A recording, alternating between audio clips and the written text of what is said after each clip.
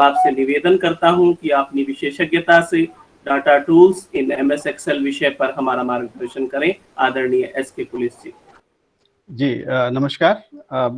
मैं भी सारे पार्टिसिपेंट्स का इस सेशन में स्वागत करता हूं और आज हम जो एक्सेल के डेटा टूल्स हैं उनको थोड़ा सा डिस्कस करेंगे और इसके साथ साथ हम जब कोई शीट को प्रिंट करते हैं तो किस किस तरीके से हम उसको प्रिंट करें, क्योंकि अनलाइक वर्ड, जिस तरीके के वर्ड में हम करते हैं काफ़ी सिंपल सा एक काम है, तो इसके अंदर हमें पूरा एक पेज लेआउट डिजाइन करना पड़ता है और ये हमें इस तरीके की सुविधा भी देता है कि आप अपने तरीके से उसको इवन प्रिंटिंग को भी कस्टमाइज कर सकते हैं। कोई कॉलम आपको छोड़ना है, कोई डालना है, कोई हेडर आपको डालना है, कोई लेफ्ट का कोई एक्स्ट्रा आपको कोई कॉलम प्रिंट करना है, किसी भी तरीके से आप उसको अपने तरीके से कस्टमाइज कर सकते हैं। तो इसको भी हम साथ साथ में देखेंगे, क्योंकि बाकी सारे काम करने के बाद फिर चीज़ जो है वो प्रिंटिंग पे आती है और प्रिंटिंग करना भी अपने आप में काफ़ी कॉम्प्लिकेटेड काम है एक्सेल के अंदर, तो ये भी हम जानेंगे। तो अभी मैं अपनी एक छोटी सी जो पावर पॉइंट प्रेजेंटेशन है, आज का जो एजेंडा हम डिस्कस करने वाले हैं उसके बारे में आप सबके साथ में अभी शेयर कर रहा हूं। तो ये आज के जो हमारे मुख्य टॉपिक हैं वो इस तरीके से रहेंगे कि हम जो है डेटा को किस तरीके से सॉर्ट करेंगे, क्योंकि कई बार डेटा हमारा सीरीज में हम चाहते हैं जिस सीरीज में नहीं है, तो उस सीरीज को किस तरीके से चेंज करना है, कोई ऑर्डर हमें अगर उसको अप्लाई करना है तो किस ऑर्डर में अप्लाई करना है। और जो डेटा है आप देखते हैं कि कई बार मल्टी लेवल हम सॉर्टिंग करते हैं डेटा की। अगर हम देखना चाहें कि पर्टिकुलरली जो आपके संस्कृत के अच्छे 50 से ऊपर के जो मार्क्स अचीव करने वाले बच्चे हैं उनके बाकी सब्जेक्ट में किस तरीके से हैं, तो आपकी मल्टी लेवल उसकी सॉर्टिंग भी कर सकते हैं। आप देखना चाहते हैं कि टॉप के बच्चे कौन से हैं, 5 बच्चे टॉप में कौन कौन से बच्चे हैं, उन बच्चों में सबसे ज्यादा मार्क्स किस सब्जेक्ट के अंदर है, तो उस तरीके की चीजें भी आप उसको सॉर्टिंग करके देख सकते हैं। उसके बाद फिर आपको यूनिक आइडेंटिफाई अगर करने हैं, बहुत सारी एंट्रीज आपने करी हैं और एक एक बच्चे की सपोज कीजिए कि मल्टीपल एंट्रीज हैं, तो आप उसमें से एक यूनिक लिस्ट अगर निकालना चाह रहे हैं बच्चों की, तो मैन्युअली करना काफी मुश्किल है, बट ये 1-2 कमांड के सहारे और हम इसके यूनिक वैल्यूज भी वहां से निकाल सकते हैं। उसके बाद डेटा वैलिडेशन एक बहुत अच्छी चीज है कि आप पहले से सेल में डिफाइन कर सकते हैं कि भी ये आपको न्यूमेरिकल्स डालने हैं या आपको ये 2 डेसिमल पॉइंट्स तक इसमें फिगर डालनी है, या आपको एक लिस्ट दी गई है सिर्फ उसी में से डालना है। जैसे कि आपने कई बार देखा होगा लाइकेट स्केल जैसे है, उसके अंदर हमारे 3, 5, 7 जिस तरीके के वो अपने वेरिएबल्स होते हैं, वेरी गुड है, न्यूट्रल है, वो इस तरीके से जो चीजें हैं उनकी जो वैल्यूज हैं वो उन वैल्यूज को भी आप डिफाइन कर सकते हैं कि आप लाइकेट स्केल की 5 वैल्यूज को डिफाइन किया आपने और आप उसमें से चूज करेंगे, आप कोई छठी वैल्यू नहीं डाल सकते हैं उसके अंदर, आप अपनी मन से कोई चीज चेंज करके नहीं डाल सकते हैं। तो जो डेटा जाएगा वो प्रॉपरली आपका वैलिडेटेड डेटा ही आपके शीट के अंदर एंट्री होगा और अनवैलिडेटेड डेटा आपकी शीट में नहीं जाएगा। तो उस तरीके की भी आप कर सकते हैं। फिर आपके पास बहुत सारी, जैसे एक पर्टिकुलर असाइनमेंट के लिए आपने असाइनमेंट ली, उसने आपने एक शीट उसमें बनाई, दूसरी शीट में आपने दूसरी असाइनमेंट बनाई, तीसरी शीट में तीसरी असाइनमेंट का डेटा आपने डाल दिया। तो इन सारी जो शीट्स हैं, अलग अलग जो शीट्स बनाई हैं, तो स्टूडेंट वाइज अगर आप कंसोलिडेट करना चाह रहे हैं, भाई आपको एक स्टूडेंट का टोटल देखना है, टोटल मार्क्स जो है पर्टिकुलर असाइनमेंट में 4-5 असाइनमेंट जो आपने स्टूडेंट को दिए उनमें किस तरीके की परफॉर्मेंस है। तो बगैर इसके कट पेस्ट करके इधर से उधर आप लेके आए तब एक मैन्युअली एक डेटा शीट बनाएं, उसकी जरूरत आपको नहीं है। इस केस में हम उसको ऑटोमेटिकली कंसोलिडेट कर सकते हैं और आपका वो रियल टाइम में लिंक होगा। अगर आपको लगता है कि कोई बच्चा आपके पास आके शिकायत करता है, सर मेरे जो है आपने 50 मार्क्स दिए और टोटल मैं जब कर रहा हूं तो 70 मार्क्स बन रहे हैं, तो जब आप उस आपकी पर्टिकुलर डेटा शीट में आप चेंज करेंगे फिगर्स, तो ऑटोमेटिकली आपकी जो कंसोलिडेटेड शीट है वो ऑटोमेटिकली उसमें चेंज हो जाएगा। तो इस तरीके से हम शीट्स को, हमारी जो कंसोलिडेटेड समरी शीट है उसके साथ लिंक भी कर सकते हैं। उसके बाद हम ग्रुप बना सकते हैं। अब सपोज कीजिए कि एक स्टूडेंट है, उसकी 4 असाइनमेंट है, तो उस असाइनमेंट डेटा को आप स्टूडेंट के साथ ग्रुप कर सकते हैं कि जब हम इस एक स्टूडेंट की बात करते हैं तो हम इन 4 असाइनमेंट्स की बात कर रहे हैं। इस तरीके से आप उसको अनग्रुप भी कर सकते हैं। आपको चाहिए कि इंडिविजुअल स्टूडेंट, इंडिविजुअल असाइनमेंट सारा अलग अलग मुझे नजर आए, तो आप वो भी चीज कर सकते हैं। उसके बाद आप पर्टिकुलर पूरी शीट है उसमें आप टोटलिंग कर सकते हैं। टोटलिंग किस तरीके से कर सकते हैं कि एक स्टूडेंट है, उसके 4 असाइनमेंट हैं, तो स्टूडेंट वाइज चारों असाइनमेंट के आप टोटल कर सकते हैं। सपोज कीजिए कि 100 मार्क्स का आपने जो इंटरनल असेसमेंट है वो रखा है, और उसमें 4 कंपोनेंट आपके हैं। पर स्टूडेंट आपको 4 कंपोनेंट के टोटल तो अल्टीमेटली करना है आउट ऑफ 100, तो उस तरीके की आप सब टोटलिंग कर सकते हैं। तो ये आपको क्या करेगा, हर स्टूडेंट के जितने भी असाइनमेंट्स आपने दिए उन सारे असाइनमेंट्स का टोटल करके आपको स्टूडेंट वाइज दे देगा, दैट विल बी सब टोटल। तो इस तरीके की आप चीजें कर सकते हैं एक्सेल के अंदर। उसके बाद ये जो कमांड अभी आप नजर आ रही है स्क्रीन के ऊपर, जो चीजें नजर आ रही हैं, ये पर्टिकुलरली प्रिंटिंग से रिलेटेड है। जब आप अपना सारा काम कर चुके होते हैं तो आपको अपने तरीके से सेल्फ डिजाइंड एक शीट आपको प्रिंट भी करनी पड़ती है कई बार, तो वो चीज आप इन आइटम्स की हेल्प से कर सकेंगे। आप पेज का लेआउट जो है पूरा ड्राफ्ट डिजाइन कर सकते हैं, मार्जिन उसके चेंज कर सकते हैं, पेपर का साइज आप चेंज कर सकते हैं। कई बार आप जो है वर्टिकल, जैसे आपका पेज A4 साइज, जैसे आप हम लेटर राइटिंग करते हैं तो ये पेज जो है ये आपका वर्टिकल जैसे ओरिएंटेशन इसकी है।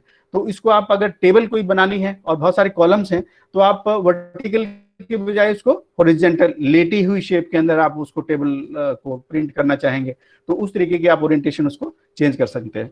फिर आपके पास पूरी टेबल है, बहुत सारा आपके पास डेटा है, इतने सारे 100 स्टूडेंट आपके पास हैं और आपके पास 5 सब्जेक्ट का डेटा आपने उसमें डाला है। आप चाहते हैं कि सिर्फ आपको ऊपर के 25 स्टूडेंट और एक ही सब्जेक्ट का, आपको हिंदी सब्जेक्ट के ही मार्क्स चाहिए, स्टूडेंट सारे चाहिए या हिंदी के चाहिए, वो आप उसमें से डिफाइन कर सकते हैं। तो आप प्रिंट एरिया तय कर सकते हैं कि आपकी सीट पूरी है बट जो प्रिंट होगा वो पर्टिकुलर एरिया जो आप डिफाइन करेंगे वही एरिया आपका प्रिंट होगा। उसके बाद आप पूरी शीट जो है वो उसमें कॉमन हेडर आप डाल सकते हैं जो कि आपकी प्रिंटिंग शीट पे हर जगह आपको नजर आएगा। हालांकि जो व्यू आप कर रहे हैं, जो आप शीट पे काम कर रहे हैं, तो उस व्यू के अंदर आपको वो चीजें सारी नजर नहीं आएंगी, बट जब लास्ट में जब आपको वो प्रिंटेड प्रोडक्ट मिलेगा, एक जो आपकी शीट प्रिंट होगी, उस प्रिंट के अंदर आपने जो चीजें डाली हैं वो सारी चीजें आपको नजर आएंगी। क्योंकि एक्सेल शीट आपको पता है कि पेज का कोई इसमें क्राइटेरिया नहीं होता है, शीट तो एक बहुत सारी बड़ी सारी शीट है। इसमें जो पुराना सिस्टम था उसमें 65,000 एंड ओड शीट्स जो एक्सेल के अंदर आप काम कर सकते थे। जो नए सॉफ्टवेयर है उसमें 1-1.5 लाख तक भी है, और मेरे ख्याल से 2019 का जो सॉफ्टवेयर है इसमें तो आपको पता ही नहीं कितनी आप लाइनें डाल सकते हैं। तो इसी तरीके से जो कॉलम्स हैं आपके 256 कॉलम्स तक आप इकट्ठे एक शीट में डाल सकते हैं। तो इन्हें एक पूरा आपको कैनवस देता है, इसमें पेज का कोई क्राइटेरिया नहीं है। तो पेज का क्राइटेरिया आपको कब डालना है, ये कब इंपॉर्टेंट है आपका, जब आप उसको प्रिंटिंग करते हैं, क्योंकि आपको पेज का साइज आपके पास अवेलेबल है, एक लिमिटेड तरीके से आपका अवेलेबल है। A4 साइज होगा, A3 साइज होगा, लीगल साइज होगा, कोई इस तरीके से नोटिंग शीट जैसे आपकी है उसका एक अलग सा कस्टमाइज साइज होता है।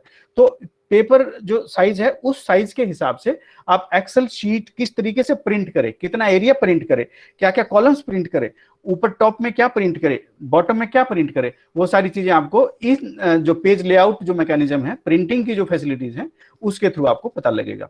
तो आइए जरा जानते हैं एक्सेल शीट खोल के और उसको फिर आगे कार्रवाई अपनी शुरू करते हैं। तो मैं अपनी एक्सेल शीट की जो एप्लीकेशन है उसको मैं आप लोगों के साथ अभी शेयर करने वाला हूँ।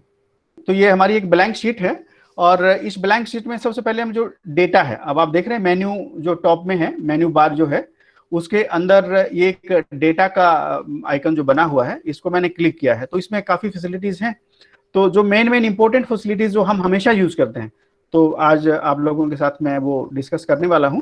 तो इसमें सबसे पहले एक छोटा सा हम डेटा का एक सेट बना लेते हैं ताकि उस डेटा पे हम काम करेंगे। तो इस डेटा में मैंने स्टूडेंट 1 2 3 करके स्टूडेंट 1, और अभी आप देखिए मैंने स्टूडेंट 1 लिखा। अब इसके राइट हैंड बॉटम साइड पे जो एक डार्क टैग बना हुआ है इस पे मैं जाता हूं तो ये प्लस है। अभी मुझे पता है कि स्टूडेंट 1 है, तो जब मैं इसको ड्रैग करूंगा नीचे तो ये ऑटोमेटिकली सीरीज बना देगा उसका। अब देखिए कैसे है, मैं सिर्फ यहाँ पे गया और इसको मैंने क्लिक करके पकड़ के मैं इसको नीचे ड्रैग किया मैंने। अब देखिए ये जो है नीचे तक इसका पूरा इसने वो बना दिया। जो लास्ट का जो नंबर था स्टूडेंट नंबर वो इसने ऑटोमेटिकली सीरीज में डाल दिया। अभी इस साइड में सपोज कीजिए कि हमारे जो ये हमारा स्टूडेंट हुआ, तो ये एक सब्जेक्ट, पहला सब्जेक्ट संस्कृत, हिंदी, इंग्लिश, ये हमारे 3 सब्जेक्ट हुए। और इसमें हम अपना एक डेटा डालते हैं, स्टूडेंट के जो मार्क्स हैं हम उसमें वो मार्क्स हम डालते हैं इसके अंदर। तो ये हमने एक डेटा शीट क्रिएट किया है। तो इसमें हम सबसे पहले तो क्या करेंगे कि इसको हम सॉर्ट कर लेंगे। सॉर्ट किस तरीके से करेंगे, जैसे कि ये हमारे स्टूडेंट हैं, 11 स्टूडेंट का डेटा हमने डाला, और हम चाहते हैं कि जो संस्कृत के स्टूडेंट हैं उनको ऊपर से सबसे ज्यादा मार्क्स से और नीचे सबसे कम मार्क्स के तरीके से उसको सॉर्ट करेंगे। अभी क्योंकि हमारे पास कॉलम 3 है, तो 3 कॉलम में एक तो चीज ये है कि हम फर्स्ट लेवल पे सिर्फ संस्कृत के स्टूडेंट्स को ही सॉर्ट करें, और दूसरा तरीका ये है कि मल्टी लेवल सॉर्टिंग जब हम करेंगे तो उसमें क्या होगा कि संस्कृत के अगर स्टूडेंट के 5 स्टूडेंट हैं और उनके बराबर मार्क्स हैं, तो उसमें सेकंड लेवल पे जो हम डालेंगे सब्जेक्ट, सपोज कीजिए हमने हिंदी डाल दिया, तो वो उस 5 संस्कृत के स्टूडेंट्स के अंदर से ही हिंदी वालों को भी वो सॉर्ट कर देगा उसी तरीके से।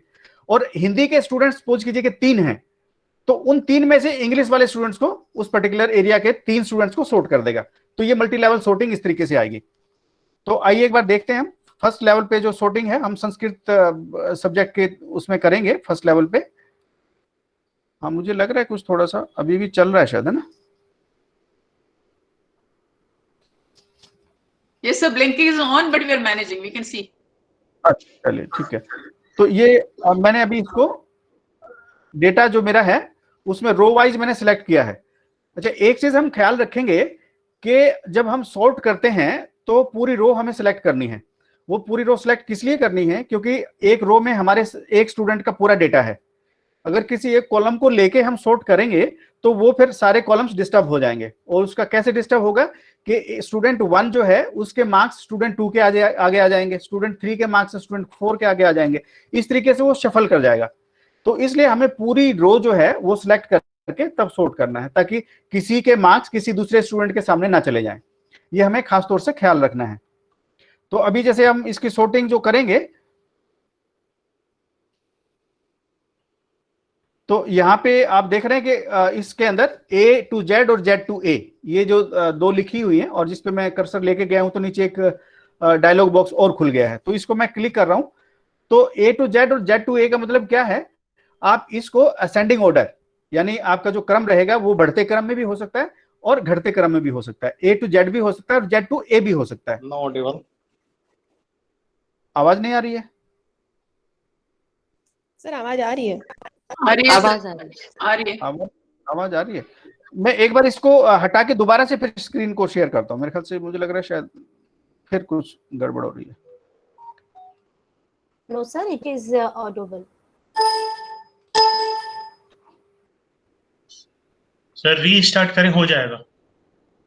हाँ, मैं अभी एक बार इसको दोबारा से शेयर करता हूँ। अपने सिस्टम को रीस्टार्ट करें। अभी एक बार देखते नहीं तो फिर सिस्टम को रीस्टार्ट करेंगे, अगर और कोई तरीका नहीं है तो।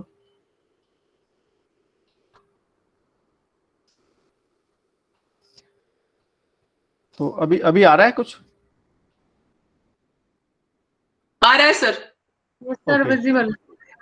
अच्छा, विजिबल, ठीक है। अभी ब्लिंक तो नहीं कर रहा ना फिलहाल? तो नहीं, या अभी कर नहीं रहा कर रहा है, अभी तक तो नहीं कर रहा है। Okay, right. तो ये हमने रो वाइज डेटा पूरा सिलेक्ट किया और उसको हम अब आगे सॉर्ट करने वाले हैं। सॉर्ट करने के लिए जैसे व्यू पर कमांड है, इसके नीचे जो नजर आ रहा है ये बेसिकली इसका सब मेन्यू है। किसका? डेटा का। जो डेटा मेन्यू का जो आइकन है उसका सब मेन्यू है। तो इसमें सॉर्ट पे हम चले गए, हमारे पास एक डायलॉग बॉक्स और आ गया।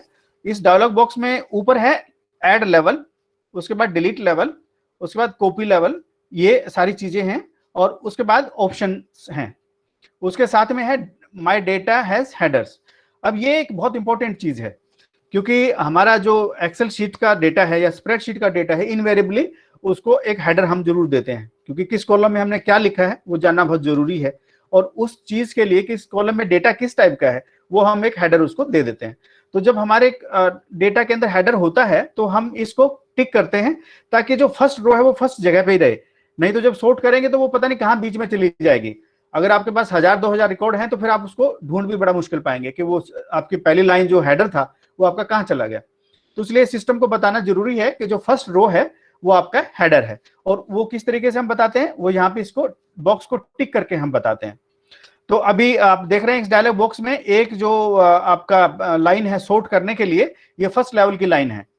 फर्स्ट लेवल की लाइन में सॉर्ट बाय जैसे लिखा है और ऊपर यहाँ पे कॉलम लिखा है। तो अभी ये क्या करेगा, कॉलम वाइज सॉर्ट करेगा। मतलब जो ए कॉलम या बी कॉलम या सी कॉलम, फॉर एग्जांपल हमारा जो कॉलम है उसमें ई कॉलम में संस्कृत के मार्क्स हैं, एफ कॉलम में हिंदी के मार्क्स हैं और नेक्स्ट कॉलम में इंग्लिश के मार्क्स हैं।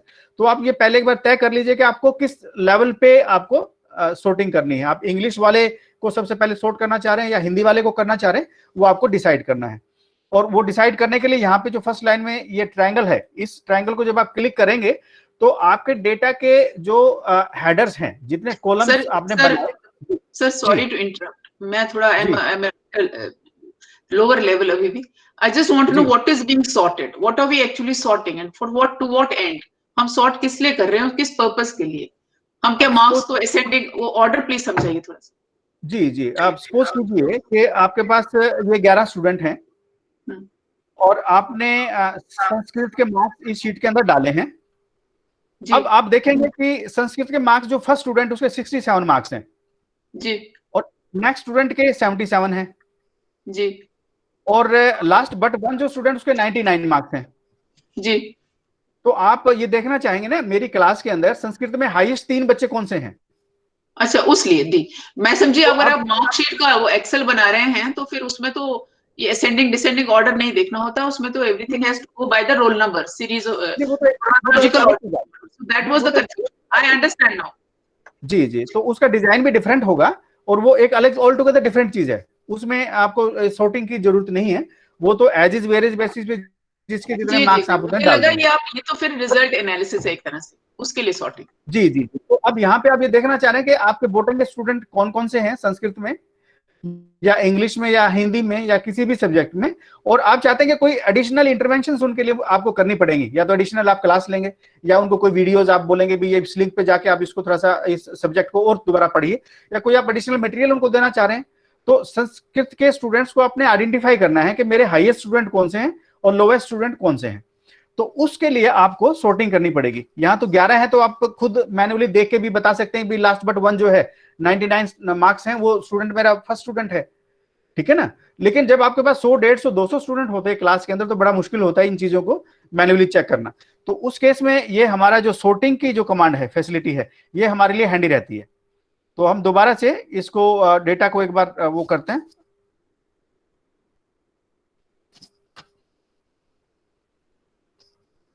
ये मैंने पूरी रोज जो है जितनी भी डेटा की वो सिलेक्ट कर लिया है। अब आप देखिए मैंने ऊपर का हेडर छोड़ दिया है। हेडर छोड़ने के बाद भी सिस्टम ऑटोमेटिकली इस चीज को आइडेंटिफाई करेगा कि जो लाइन छोड़ी गई है वो शायद हेडर ही है और उसको ऑटोमेटिकली काउंट कर लेगा।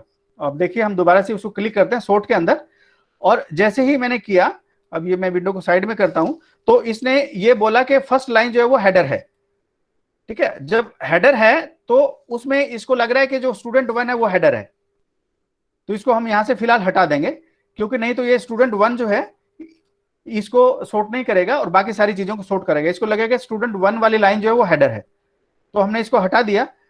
अगर हम अपने पूरे डेटा को जो हेडर है उसके साथ में सिलेक्ट करते हैं तो फिर हमें इसको चेक करके रखना है।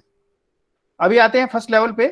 फर्स्ट लेवल में हम सपोज कीजिए कि इंग्लिश के जो स्टूडेंट हैं उनको हम करने वाले हैं। अब इस केस में क्योंकि हमने हेडर जो है वो सिलेक्ट नहीं किया है, इसको पता नहीं हेडर का नाम क्या है, तो इसने हमें कॉलम का जो नाम है, कॉलम ABCD, वो हमें दे दिया है। अब एक बार फिर दोबारा से इसको करते हैं, हम इसको हेडर को सिलेक्ट करते हैं। हेडर वाली लाइन इस बार हमने सिलेक्ट कर ली, सॉर्ट पे हम गए। अब ये हमारा जो डेटा है उसमें हेडर है, ये क्लिक है, तो आप देख रहे हैं कि हेडर हाईलाइटेड नहीं है, सिलेक्टेड नहीं है। जैसे ही मैं इसको करता हूं तो सिलेक्ट होता है। तो उस केस में हेडर को हमने टिक किया, और अभी इस बार आप देखिए हेडर के नाम हमारे पास यहाँ पे आ गए हैं। लास्ट टाइम में आपने देखा कॉलम के नाम जो थे वो आए थे, कॉलम नंबर, इस बार हमारे हेडर के नंबर आ गए हैं।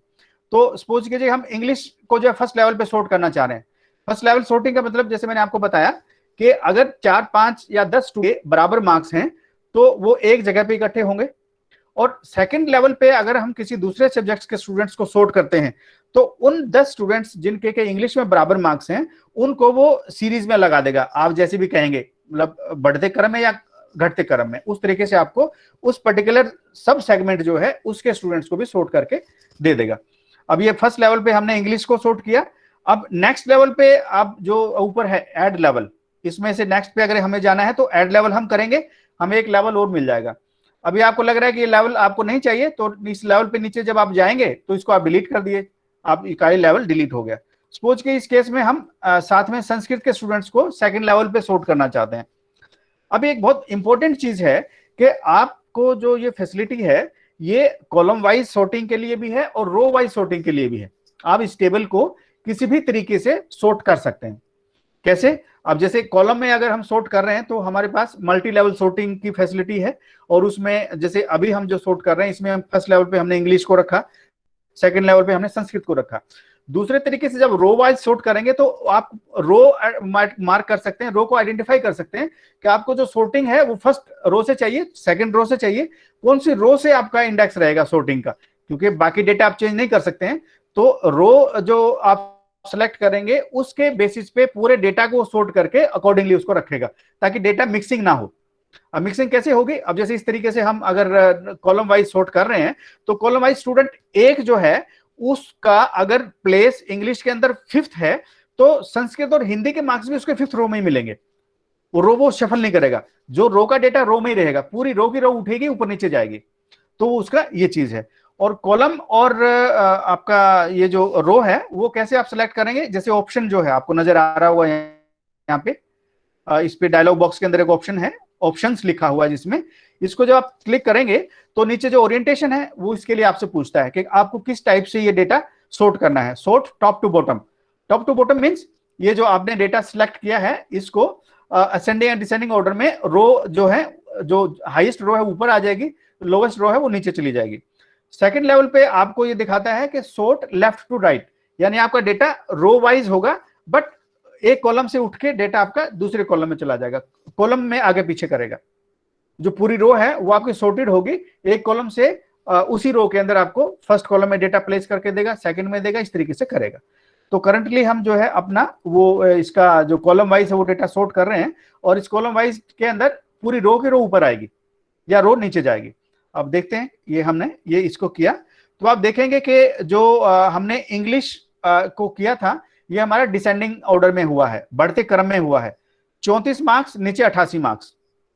आप देख पा रहे हैं जो इंग्लिश के अंदर नीचे 88 मार्क्स हैं, उसके अंदर इसने संस्कृत के जो मार्क्स हैं उनको भी असेंडिंग ऑर्डर में, पहले 33 मार्क्स उसके बाद 99 मार्क्स, इसको सॉर्ट किया है। तो ये डबल लेवल हमारे सॉर्टिंग हुई। मल्टी लेवल आप कर सकते हैं, जितने कॉलम्स में आपका डेटा है उस तरीके से आप इसको सॉर्टिंग कर सकते हैं।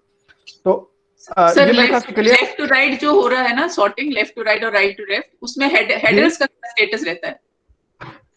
हेडर जो है, अगर इस केस में हमने जो किया है, हमारा हेडर जो पूरी एक रो है वो रो में हेडर है, और जब आप रो वाइज करेंगे तो हमारे जो कॉलम में होगा वो हेडर होगा। तो आपको उस केस में जैसे अभी हमने कॉलम सिलेक्ट किया है, उस केस में आप रो सिलेक्ट करेंगे कि किस रो वाइज आपको डेटा सॉर्ट करना है। तो दोनों तरीके से हो सकता है।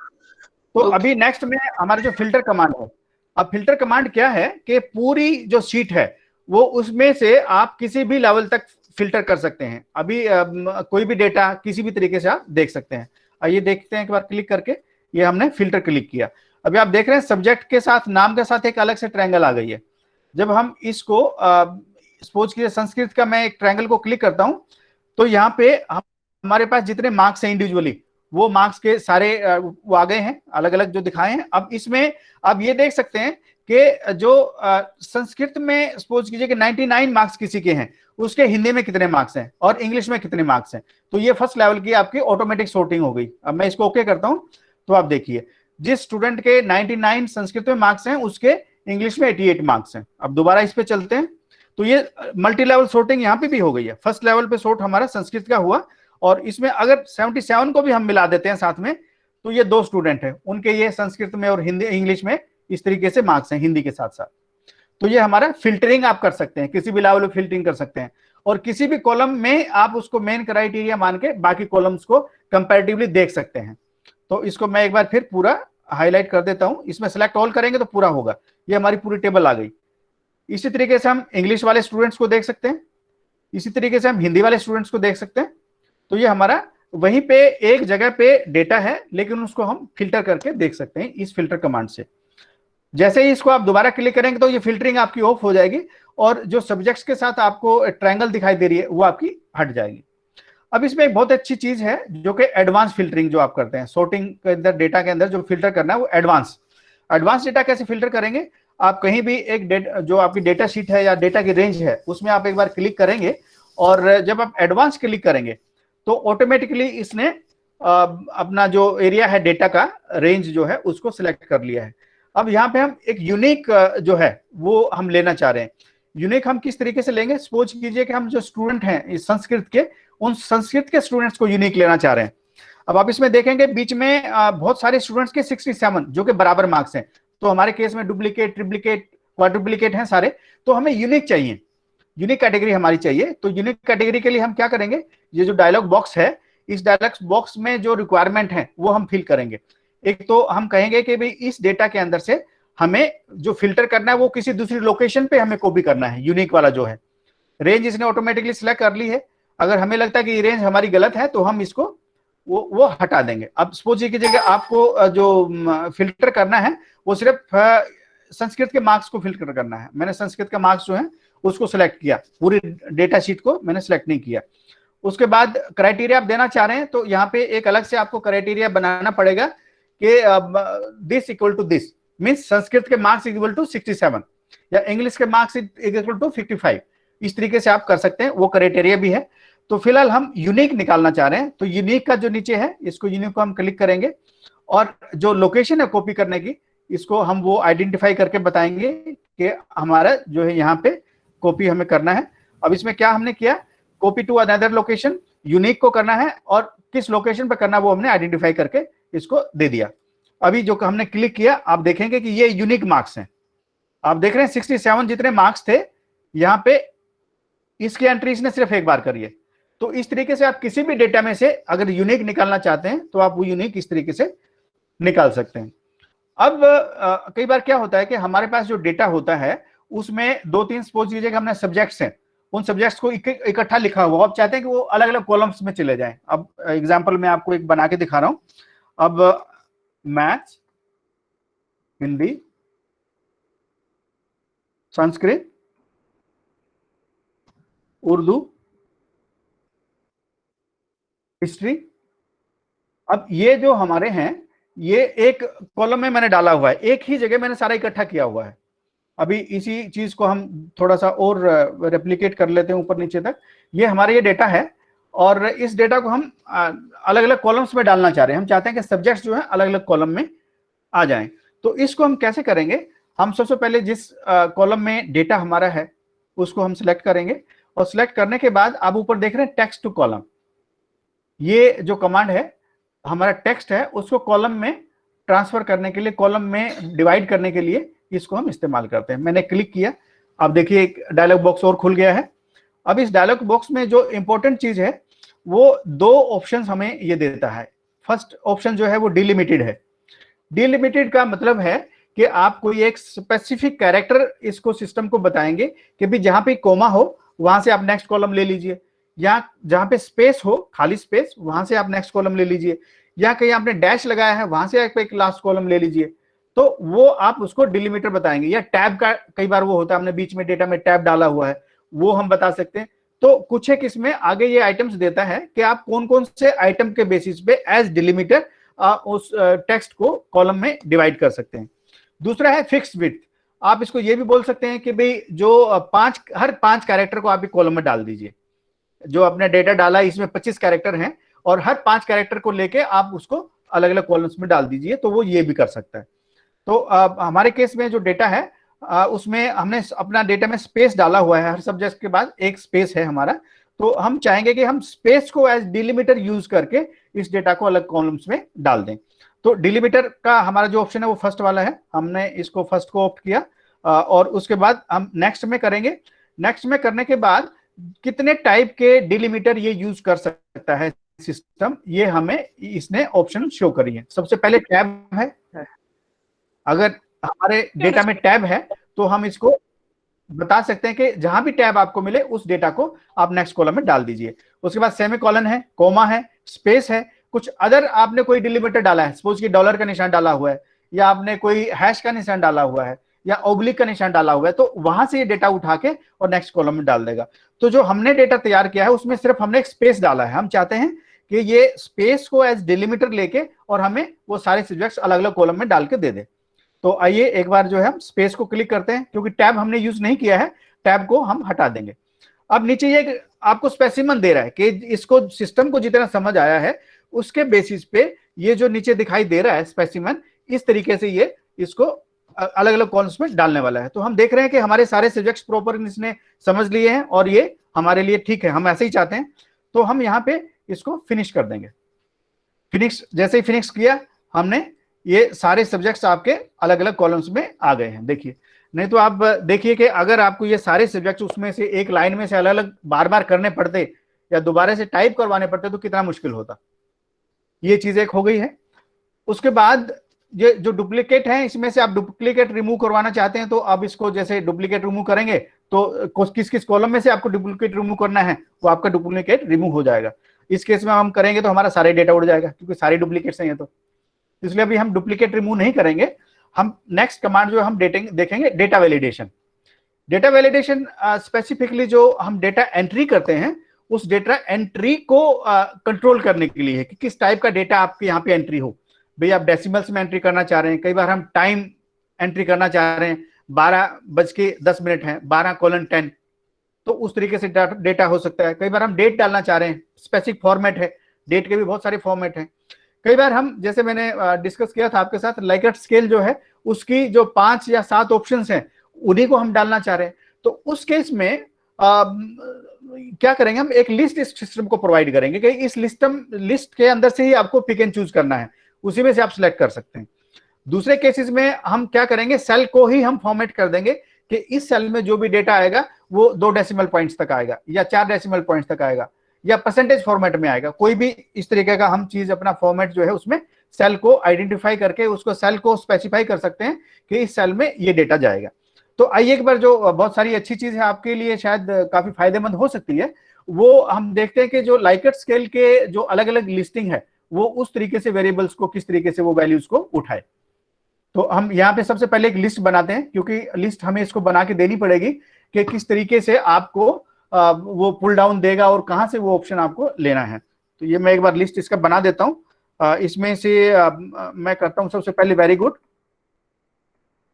उसके बाद गुड, अनडिसाइडेड, उसके बाद बैड,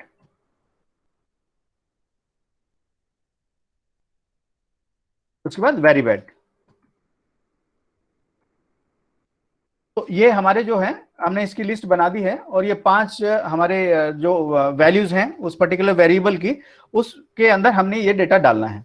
अब सपोज कीजिए कि ये जो है हमारा, आप इसको कॉलम भी ले सकते हैं, कॉलम आप लेना चाहें तो यहाँ पे आप कॉलम ले लीजिए, और स्पेसिफिक रोज या सेल्स आप लेना चाहें तो वो भी जितना आप सिलेक्ट करेंगे उतना उसके ऊपर ये अप्लाई होगा।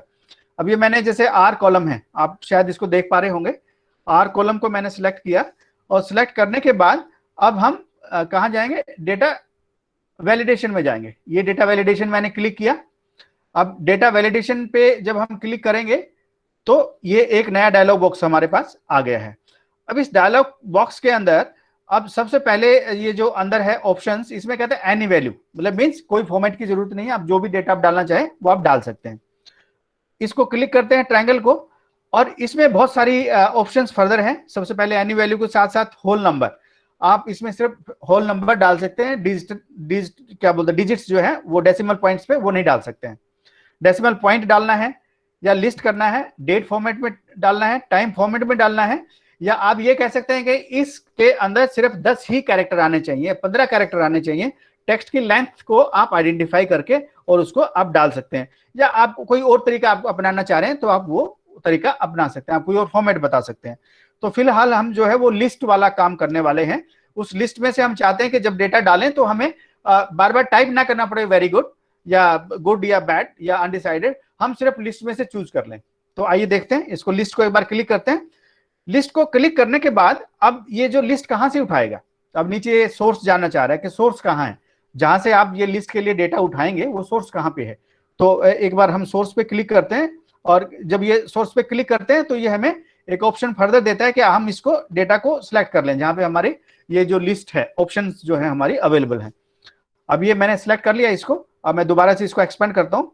एक्सपेंड करने के बाद देखेंगे कि सोर्स के अंदर इसने इस जो हमारी लिस्टिंग के 5 जो सेल्स थे, इन्होंने इसको सिलेक्ट कर लिया है। अब इसमें है ऊपर इग्नोर ब्लैंक। इग्नोर ब्लैंक का मतलब ये है कि अगर आप इसको खाली छोड़ते हैं तो ये इग्नोर करेगा, और इग्नोर ब्लैंक आप नहीं करवाते हैं इससे, तो जब तक आप उसके अंदर वैल्यू को सिलेक्ट नहीं करेंगे सेल के अंदर, ये आप आगे बढ़ने नहीं देगा आपको। तो आपको एक रिस्ट्रिक्शन होगी कि आपको डेटा जरूर डालना है। जब डेटा डाल लेंगे तो ही आप आगे बढ़ पाएंगे। और डेटा क्या डालेंगे, जो लिस्टिंग है उसी में से आपको डालना है, आप छठी कोई ऑप्शन अपनी तरफ से नहीं डाल सकते हैं। तो इसमें हम इग्नोर करने के लिए एज इट इज रखते हैं इग्नोर ब्लैंक। अच्छा, अब इसमें इन सेल ड्रॉप डाउन। इन सेल ड्रॉप डाउन का मतलब ये है कि ये आपको एक ट्रायंगल देगा सेल के साथ ही। जब आप उस ट्रायंगल को क्लिक करेंगे तो आपको पुल डाउन ऑप्शन के अंदर ये आपको सारी लिस्टिंग करके देगा। तो इसको अभी हम फिलहाल रखते हैं। अब मैं ओके करता हूं। हमने सारे जो इसके वैल्यूज थे, हमने सारा जो कस्टमाइजेशन था वो पूरा कर लिया है। ये मैंने ओके कर दिया है। अब आप देखेंगे ये जो पूरा आर है, आर कॉलम के अंदर पूरे में जहां भी हम वैल्यू डालेंगे, जिसको भी हम क्लिक करेंगे वहां पे एक साथ में ट्रायंगल आ रही है। आप देख पा रहे होंगे, शायद देख रहे हैं। मैं जहां भी क्लिक कर रहा हूं एक ट्रायंगल आ रही है इसके अंदर। तो इस ट्रायंगल को मैं क्लिक करता हूं तो आप देखिए जो लिस्ट में मैंने डाला है वो लिस्ट का सारा डेटा इसने यहां पे शो कर दिया। और अब मैं इसमें यहां पे कोई दूसरा डेटा नहीं डाल सकता। कीबोर्ड में मैं टाइप कर रहा हूं लेकिन कुछ हो नहीं रहा है, तो मैं कोई दूसरा डेटा इसमें नहीं डाल सकता हूं। तो मुझे इन्हीं ऑप्शंस में से चूज करना है। अब यहां पे मैंने जैसे वेरी गुड ऑप्शन चूज किया, यहां पे वेरी बैड किया, नेक्स्ट के अंदर अनडिसाइडेड किया। तो ये जब आप सिमिलर टाइप का कोई ऐसा डेटा डाल रहे हैं, सपोज कीजिए आपने डेटा कलेक्ट किया है, गैदर किया है, और आपने एक्सेल के अंदर उस डेटा को डालना है, अपने क्वेश्चनियर्स का डेटा सारा डालना है, और इस टाइप का आपका कोई स्केल है। अब ये तो एक स्केल की बात है कि लाइकेट स्केल में मैंने डाल दिया है। सपोज कीजिए कि आपके डेटा में लाइकेट स्केल ना होते हुए भी कोई आपने ऑप्शंस दिए हुए हैं, आपने 6 ऑप्शंस दिए हैं, स्टूडेंट को कोई ऑप्शन टिक करना है और कोई एनी अदर है तो वो डालना है। तो उन 6 ऑप्शंस को भी आप एज इट इज सिलेक्ट कर सकते हैं। बार बार आपको टाइप करने की जरूरत नहीं पड़ेगी, ऑटोमेटिकली आप इसको जैसे ही क्लिक करेंगे आपका डेटा इसमें डल जाएगा। तो इस तरीके से हम लिस्टिंग की जो ऑप्शन है उसको इस्तेमाल कर सकते हैं अपने डेटा के लिए। जो नेक्स्ट है एक चीज और है, तो अच्छा 340 अभी हुआ है, मेरे ख्याल से भी टाइम है हमारे पास।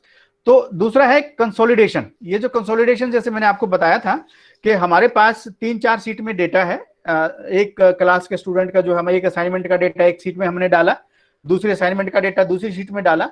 तो इस तरीके से हमारे पास मल्टीपल शीट्स हैं। तो उन स्टूडेंट्स का जो मल्टीपल शीट से डेटा लेके कंसोलिडेट करके हम एक शीट में किस तरीके से दिखाएं, ताकि हम बार बार बैक एंड फोर्थ हमें ना जाना पड़े। कभी किसी शीट में हम देख रहे हैं, कभी किसी शीट में देख रहे हैं। लाइक हमारे मैडम ने कहा था, पार्टिसिपेंट ने, कि भी जो ग्रेड शीट है, ग्रेड कार्ड है, वो उसका तो जो फॉर्मेट डिफरेंट होता है। तो यहाँ पे आप ग्रेड कार्ड के तरीके से होलिस्टिकली एज समरी पूरे स्टूडेंट का डेटा आप देख पाएंगे। तीनों शीटों से डेटा हम लेके देखें। आइए देखते हैं कैसे करते हैं इसको। अब उस केस में हमें डेटा जो है 3 शीट्स में चाहिए या 2 शीट में, जितने भी शीटें आपके पास हैं उस शीट्स में से डेटा चाहिए। अभी मैं क्या करने वाला हूं कि हम हर सब्जेक्ट का डेटा एक शीट पे रखेंगे। अभी जैसे हमारे पास यहाँ पे है, तो इसमें से मैं इस पूरे डेटा को और दूसरी शीट में कॉपी कर लेता हूं। ये मैंने कॉपी कर लिया, थर्ड शीट में भी कॉपी कर लेता हूं। आप देख रहे हैं कि जो मेरे डेटा की लोकेशन है वो डिफरेंट है। तीसरी शीट में देखिए बीच में है, दूसरी शीट में काफी लेफ्ट में है, और इस शीट में थोड़ा सा ऊपर है। तो अभी इस केस में मैं क्या करता हूं, मैं संस्कृत के जो मार्क्स हैं यहां से मैं डिलीट कर देता हूं। सेकंड में मैं हिंदी के मार्क्स डिलीट कर देता हूं, और थर्ड के अंदर मैं इंग्लिश के मार्क्स डिलीट कर देता हूं। तो ये मेरे इतने स्टूडेंट्स के मार्क्स हैं 2 सब्जेक्ट। किसी शीट में कोई 2 सब्जेक्ट हैं, किसी शीट में कोई 2 सब्जेक्ट है। अब अगर मैं संस्कृत के बजाय इसको असाइनमेंट 1-2 कहूं तो शायद ज्यादा मीनिंगफुल लगेगा।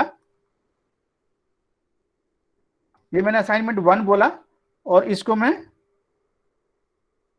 असाइनमेंट 2 मैंने बोल दिया। तो इसी तरीके से मैं दूसरे डेटा में भी अपना असाइनमेंट में डाल देता हूं। ये असाइनमेंट मैं 3 कर देता हूं, इसको असाइनमेंट 3 कर देता हूं, और ये असाइनमेंट मेरा 4 हो गया। और फर्स्ट शीट में भी मैं इसी तरीके से करता हूं। ये मेरा असाइनमेंट सपोज कीजिए कि 6 हो गया, और ये असाइनमेंट 7 हो गया। तो ये जो तीनों शीटों में डेटा है, हम इसको कंसोलिडेट करेंगे। कंसोलिडेट करने के लिए हम एक नई शीट क्रिएट करेंगे ताकि उसमें सारा डेटा हमारा लिंक हो जाए। ये एक मैंने नई शीट क्रिएट करी, और इस शीट 4 जो लिखा हुआ है इसको मैं जैसे डबल क्लिक करता हूं तो ये हाईलाइट होता है। तो इसमें हम क्या कर सकते हैं, हम अपने मनपसंद का नाम डाल सकते हैं जो कि थोड़ा सा रेलिवेंट हो, जो आपको समझ आए। जब शीट की हम बात करते हैं 1 2 3 4 हमें ज्यादा समझ नहीं आता है, तो हम अपने रेफरेंस के लिए आपको क्लास का नाम डालना है वो आप डाल सकते हैं, BA first year, second year, third year. आप सब्जेक्ट डाल सकते हैं संस्कृत, हिंदी, मैथ्स, उर्दू, जो भी आपने डालना है। आप ईयर डाल सकते हैं 2017, 18, 19, 20, कुछ भी आप डाल सकते हैं। तो इस केस में क्योंकि हम ये सारा डेटा कंसोलिडेट कर रहे हैं तो मैं डालना चाहता हूं कि कंसोलिडेशन, मैं इसको डाल देता हूं। ये मैंने शीट का नाम कंसोलिडेशन डाल दिया।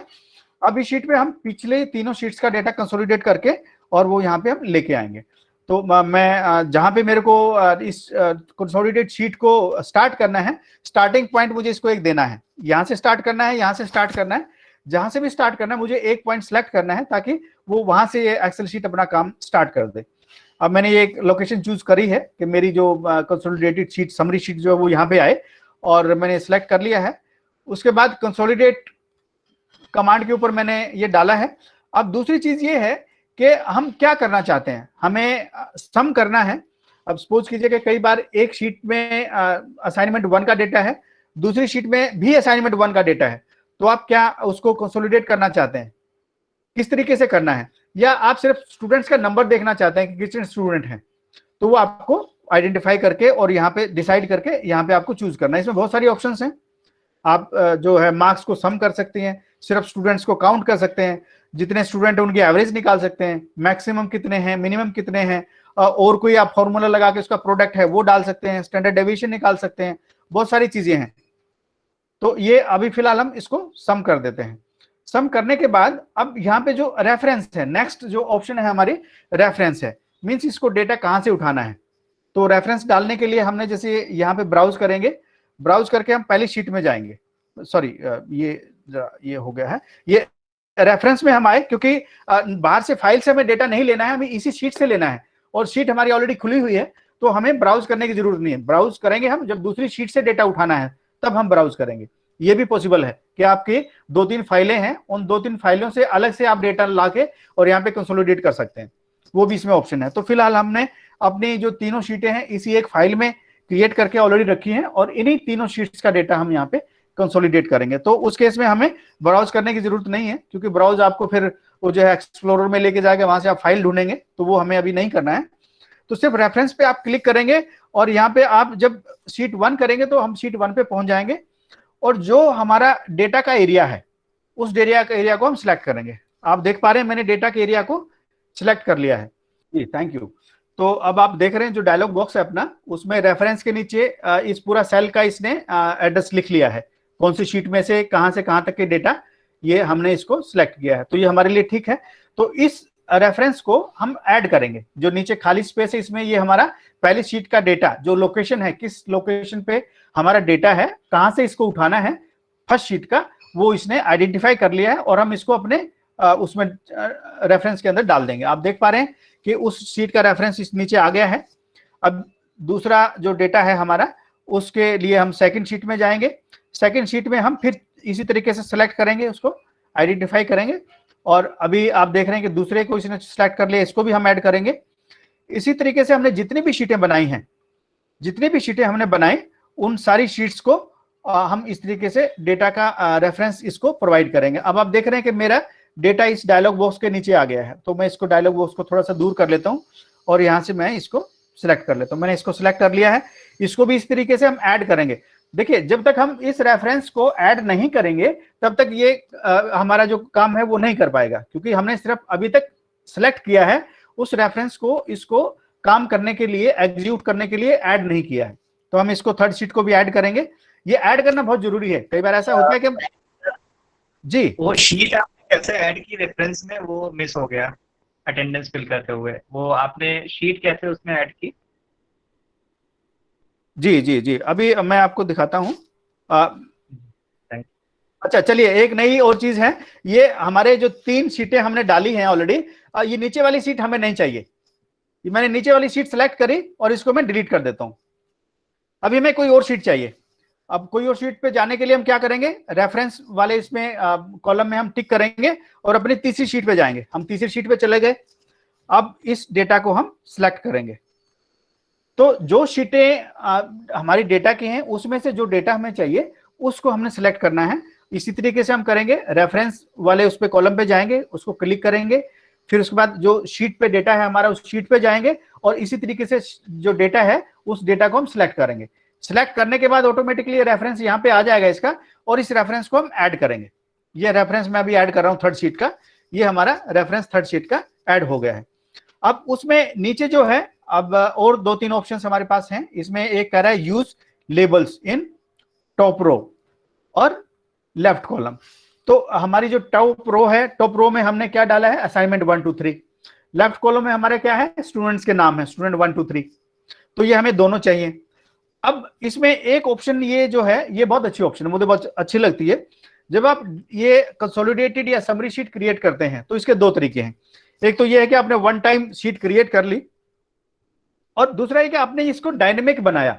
अगर किसी स्टेज पे कोई स्टूडेंट आप आके बोलता है कि भाई मेरा जो है मार्क्स थोड़े से गलत हो गए हैं और करेक्ट मार्क्स मेरे ये होने चाहिए, और आप कन्विंस्ड हैं और आप उसके मार्क्स चेंज करते हैं, तो आप अपनी उस पर्टिकुलर शीट में मार्क्स चेंज करेंगे। तो यहाँ पे वो आपके रिफ्लेक्ट नहीं होंगे। आप चाहते हैं रिफ्लेक्ट हो, तो उस केस में हमें इस शीट को उस शीट के साथ लिंक करना पड़ेगा। यानी ये जो हमारी कंसोलिडेटेड शीट है ये हमारी सारी शीट्स के साथ लिंक हो जाएगा। किसी भी शीट में, किसी भी डेटा में या किसी स्टूडेंट का नाम हम चेंज करते हैं तो वो सारी चीजें आपकी ऑटोमेटिकली यहाँ पे रिफ्लेक्ट होंगी, अपडेटेड स्टेटस रिफ्लेक्ट होगा, क्योंकि हमने इस डेटा शीट को हमारी जो ओरिजिनल डेटा शीट है, जो मास्टर डेटा शीट है, उसके साथ लिंक कर दिया। तो इस केस में हम लिंक करेंगे, ये भी हम देखेंगे कि किस तरीके से चेंज होता है। तो मैं इसको ओके कर देता हूं। तो आप देखिए ये हमारा पूरा कंसोलिडेटेड एक डेटा शीट आ गई है, और जितनी भी असाइनमेंट थी सारी हमारे उसके वो आ गए हैं।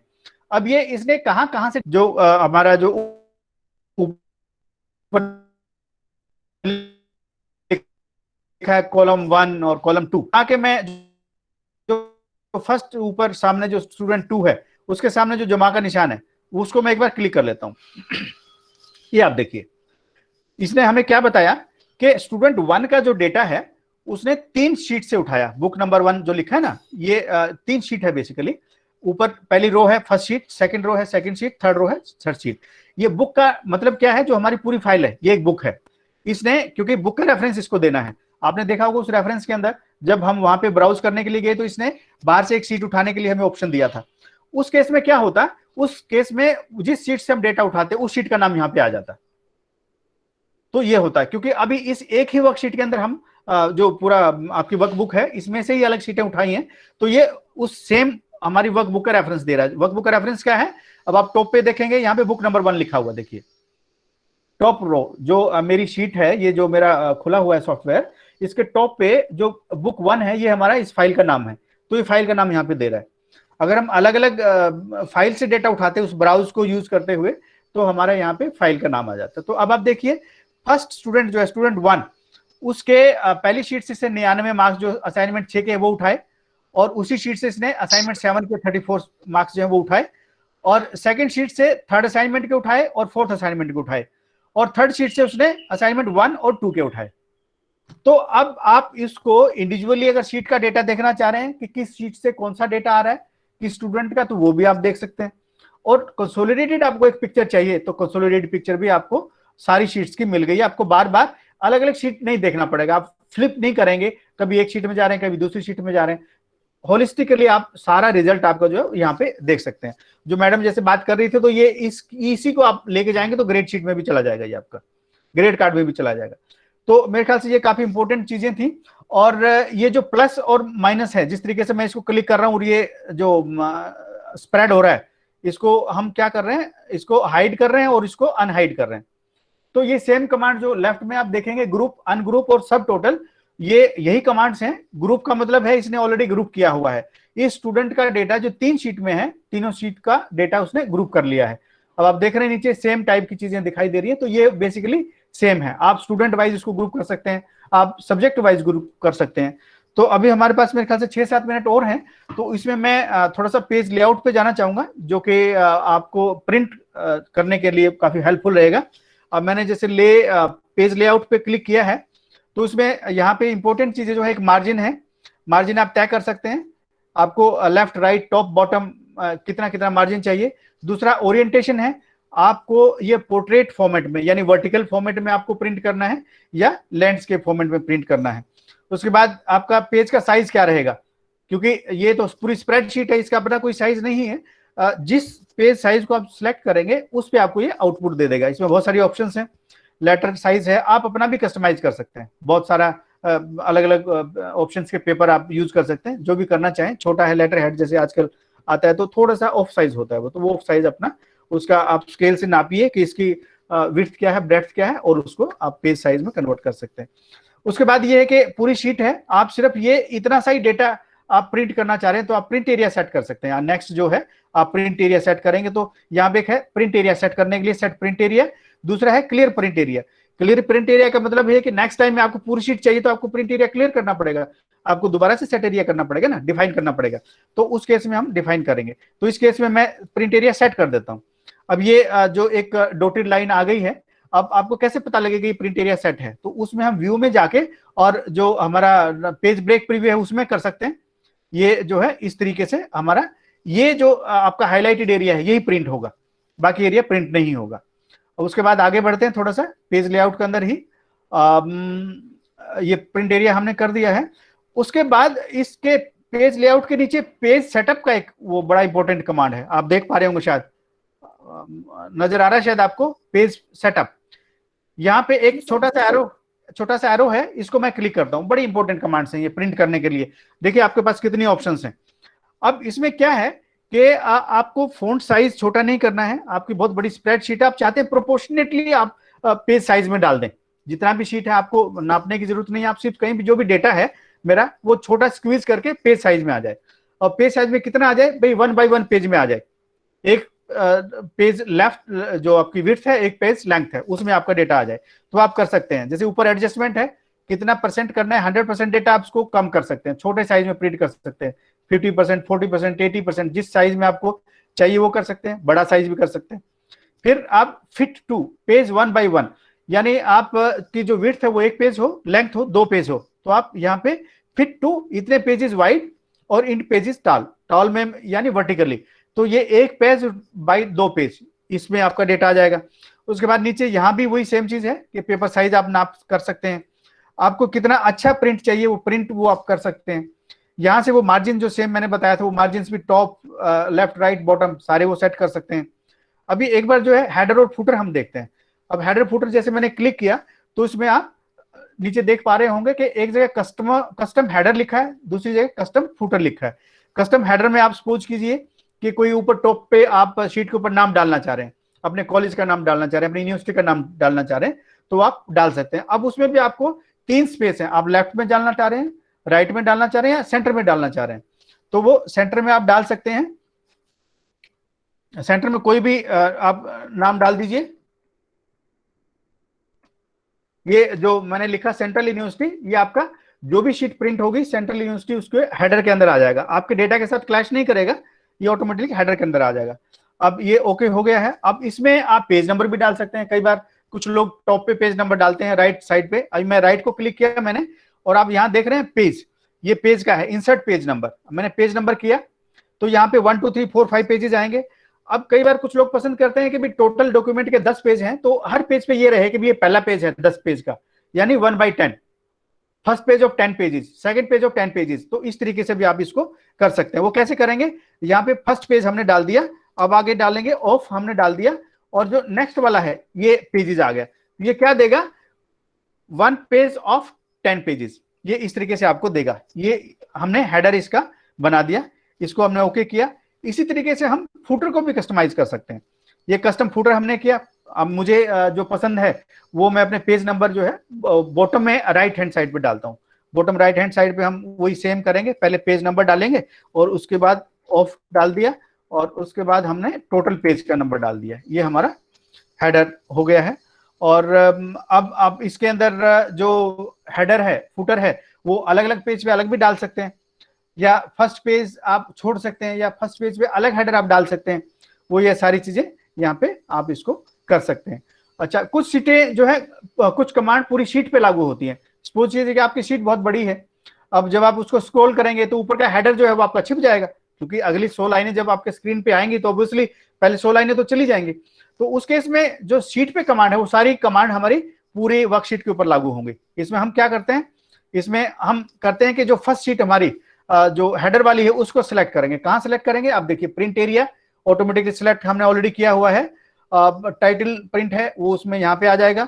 रो to repeat at the top, यहाँ पे रो हमें सिलेक्ट करना है। Row to the repeat at the top के लिए जो स्पेस है एक बार हम उसको क्लिक करेंगे। क्लिक करने के बाद जो हमारी रो है जिसमें हेडर हमने लिखा है वो मैंने सिलेक्ट कर लिया। मींस जो पेज प्रिंट होगा उसका जो हेडर होगा वही हेडर आपको यहाँ पे दिखाई देगा। अब कई बार हम चाहते हैं कि भाई 15 कॉलम है और 15 कॉलम में लास्ट के 2 कॉलम प्रिंट हो, बट सीरियल नंबर तो हमें चाहिए जो कि फर्स्ट कॉलम में है। तो हमारा क्या हुआ, लास्ट के 14 और 15 नंबर कॉलम और 1 नंबर कॉलम ये हमारा आना चाहिए।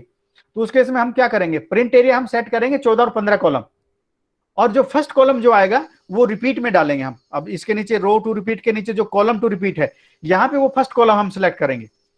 प्रिंट एरिया जो हमने सिलेक्ट किया 14-15 कॉलम, और कॉलम टू रिपीट हमने यहाँ पे सिलेक्ट किया फर्स्ट कॉलम। तो हमारे तीनों कॉलम हमारी शीट पे आ जाएंगे, सीरियल नंबर भी आ जाएगा और 14-15 कॉलम नंबर भी आ जाएगा।